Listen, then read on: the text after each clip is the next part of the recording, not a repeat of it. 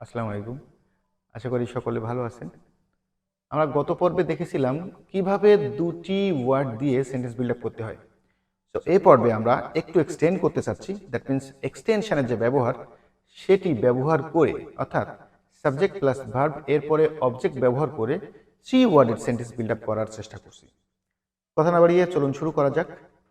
আমরা এ পর্বে 10টি সেন্টেন্স বিল্ড আপ করার চেষ্টা করব। লাইক, যে সমস্ত ভার্ব অর্থাৎ কাজকে আমরা কি এবং কাকে দিয়ে প্রশ্ন করে উত্তর পেতে পারি, সেই সমস্ত ভার্বগুলোর দ্বারাই কেবল আমরা বিগিনিং লেভেলে থ্রি ওয়ার্ডের সেন্টেন্স বিল্ড আপ করতে পারি।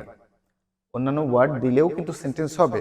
তো আমরা যেহেতু বিগিনিং লেভেলে, সুতরাং যে সকল ভার্বকে কি এবং কাকে দিয়ে প্রশ্ন করলে আনসার পাওয়া যায়, সেই সকল ভার্বকে কি এবং কাকে দিয়ে প্রশ্ন করে সেই প্রশ্নের আনসার লিখেই কিন্তু আমরা three worded sentence build up করতে পারি। তো আমাদের সামনে এখন 10টি ভার্ব আছে, আমরা 10টি ভার্ব নিয়ে ডিসকাস করব। আমাদের প্রথমে আছে ড্রিঙ্ক। প্রথম ভার্বই হচ্ছে ড্রিঙ্ক। আমরা সেন্টেন্স টু ওয়ার্ডের সেন্টেন্স তৈরি করতে পারি আই ড্রিঙ্ক, অর্থাৎ আমি পান করি, অথবা হি ড্রিঙ্কস, শি ড্রিঙ্কস, তারা পান করে, অথবা দেই ড্রিঙ্ক, অথবা উই ড্রিঙ্ক, আমরা পান করি।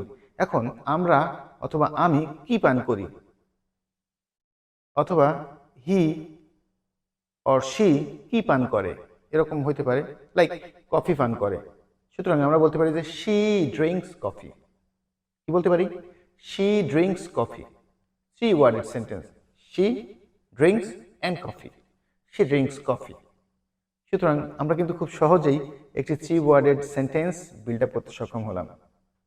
এবার যদি আমরা এটিকে পাস্ট ফর্মে নিয়ে যেতে চাই, অর্থাৎ অতীতের কোনো ঘটনাতে, শুধুমাত্র ড্রিঙ্কের যে পাস্ট ফর্ম, এই ড্রিঙ্ক ভার্বের যে পাস্ট ফর্ম, এটি জানলেই কিন্তু হয়ে যাচ্ছে শি ড্র্যাঙ্ক কফি। হয়ে গেল আমাদের প্রথম সেন্টেন্স। এবং আমাদের আরও একটি পর্ব চলছে যেখানে আমরা একই সাথে শিখছি কিভাবে ইন্টারোগেটিভ সেন্টেন্স তৈরি করতে হয়, নেগেটিভ সেন্টেন্স তৈরি করতে হয়, নেগেটিভ ইন্টারোগেটিভ সেন্টেন্স তৈরি করতে হয়। তো সেই ফর্মুলাটি ইউজ করে আমরা কিন্তু অনায়াসেই একটি সাধারণ বাক্যকে আরও 3ভাবে আমরা প্রকাশ করতে পারি। সুতরাং যারা এখনো সেই পর্বগুলো দেখেননি, তারা অবশ্যই সেই পর্বগুলো দেখে আসবেন, আপনি উপকৃত হবেন। ওকে, নেক্সট ভার্ব হচ্ছে রিড। তো আমি এখানে বলতে পারি যে দে রিড, তারা পড়ে। এখন কি পড়ে? নিউজ পেপার, তারা নিউজ পেপার পড়ে। আই রিড বুকস, আমি বই পড়ি। সে রিডস এ নভেল, সে একটি নভেল পড়ে। এটি যদি আমরা পাস্ট ফর্মে নিয়ে যেতে চাই, তাহলে আমরা জানি পাস্ট ফর্মে রিডের পাস্ট ফর্মও কিন্তু আর ই এ ডি, তবে পাস্ট ফর্মে গেলে উচ্চারণটা একটু ডিফারেন্ট হবে। রিড, রেড, রেড, অনেকটা লালের মতো হয়ে যাবে, রেড রেড। ওকে, সুতরাং আমরা কিন্তু ফার্স্ট ফর্ম দিয়েও এটিকে বলতে পারি, অথবা আমরা এটিকে কোশ্চেন তৈরি করতে পারি, এটি দিয়ে নেগেটিভ সেন্টেন্স তৈরি করতে পারি। যাই হোক, আমাদের কোশ্চেন বা নেগেটিভ সেন্টেন্স তৈরি করার ক্লাস এটি নয়, আমরা three worded sentence build up করছি। ওকে, এর পরের ভাবটি হচ্ছে বাই। বাই মানে কিনি, কি কিনি? আই বাই আ শার্ট, অথবা আই বাই রাইস, আমি চাল কিনি। আই বাই ভেজিটেবলস, এইখানে বাইয়ের যে পাস্ট ফর্ম সেটি কিন্তু বট, BOUGHT।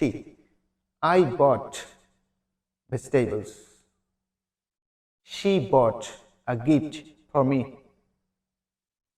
সেন্টেন্সটি কি বড় হয়ে গেল? শুধুমাত্র শি বট আ গিফট, এটি দিলেই কিন্তু থ্রি ওয়ার্ডেড সেন্টেন্স ইজিলি আমরা তৈরি করতে পারি। সুতরাং আমি যেভাবে যেভাবে বলছি সেভাবেই কিন্তু প্র্যাকটিস করতে হবে।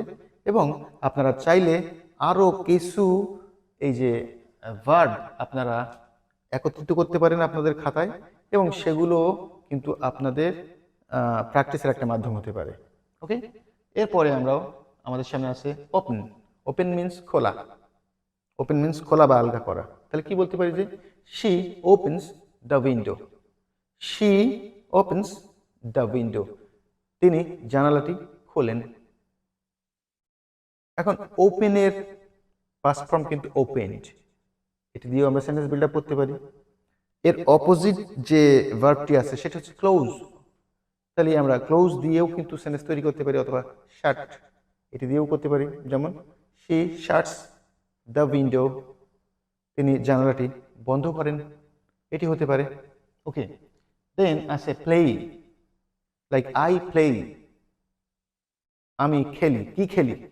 নাথিং, আমি কিছুই খেলি না, বাট আপনারা খেলতে পারেন, অথবা যে কেউ খেলতে পারে, like he plays cricket, they play football, তাই না? শি প্লেজ ক্যারম ও লুডো, হতে পারে। এরপরে আমাদের জন্য সেন্টেন্স আছে ফিড। ফিড মানে হচ্ছে খাওয়ানো। ফিড মানে কিন্তু খাওয়া নয়, ফিড মানে খাওয়ানো, কাউকে খাওয়ানো। তা আমরা বলতে পারি যে মাদার ফিডস, কাকে খাওয়ায়? The baby. Mother feeds the baby, এটি আমরা বলতে পারি যে মা শিশুকে খাওয়ান।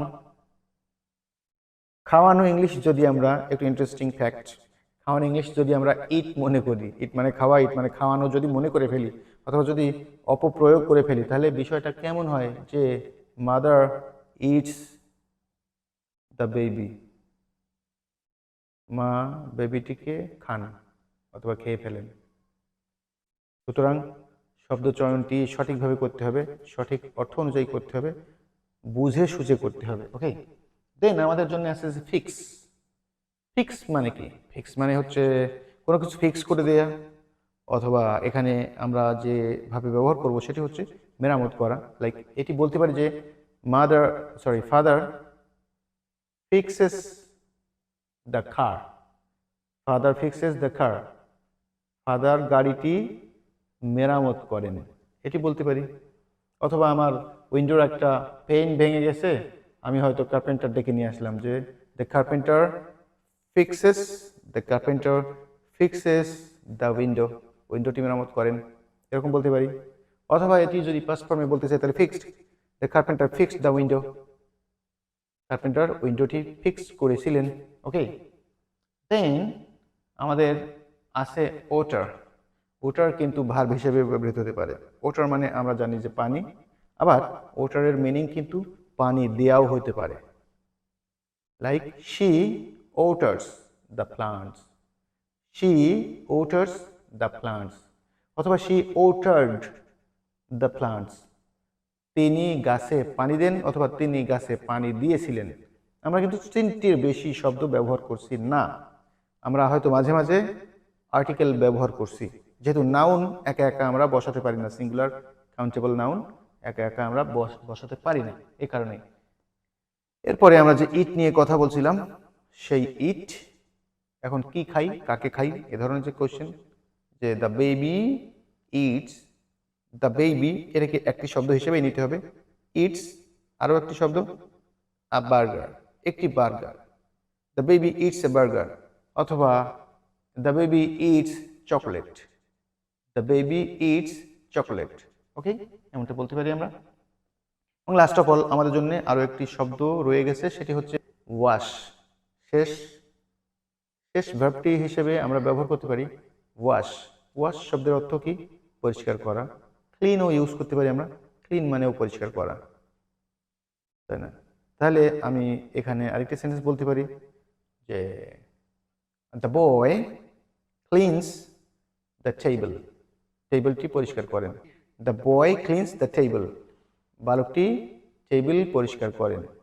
অথবা আমরা বলতে পারি যে হি ওয়াশেস হিজ কার, তিনি তার গাড়ি পরিষ্কার করেন। এখন ক্লিনিং এবং ওয়াশিং দুটো কিন্তু ডিফারেন্ট বিষয়।